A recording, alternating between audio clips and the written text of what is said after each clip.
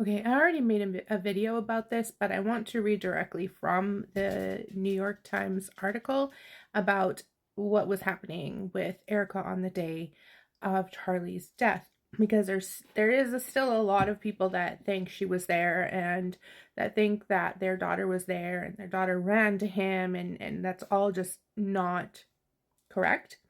Um, okay, so it is in the New York Times. And this interview was about 11 days after it happened. Um, Basically, it goes through kind of what she's going through now. And it gets to the point where they're at a restaurant the night before the Utah event. They went out with friends to a restaurant and they were telling him he needs to start wearing a vest, and he didn't want to. So he was not wearing a vest that day to dispel the rumors and the conspiracy theories about the bullet hitting his vest and then going from there.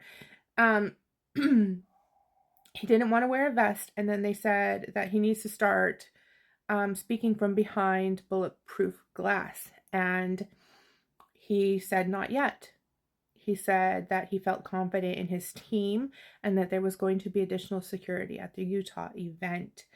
Um, and then it goes on to say that Erika was meant to accompany Charlie in Utah, but her mother was undergoing a medical treatment in Phoenix the same day as he was in Utah. And Charlie told her, "Home needs you."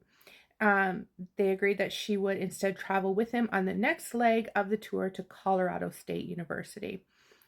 So Erika was sitting in her hospital room at 11:23 a.m., which would be the time time zone difference, but the time he was shot.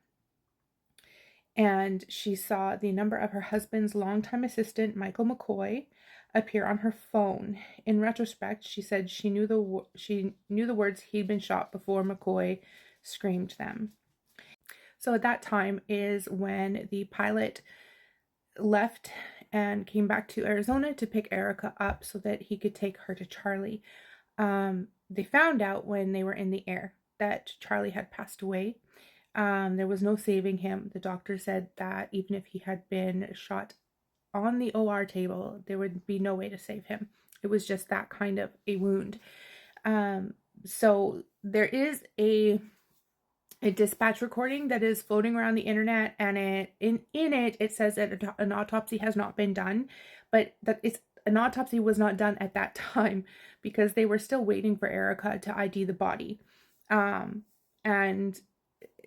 they just, people make something of it. They run with something for who knows what reason. I've lost total faith in people throughout this, just using this death as their drama, and it's gross. But the autopsy was done.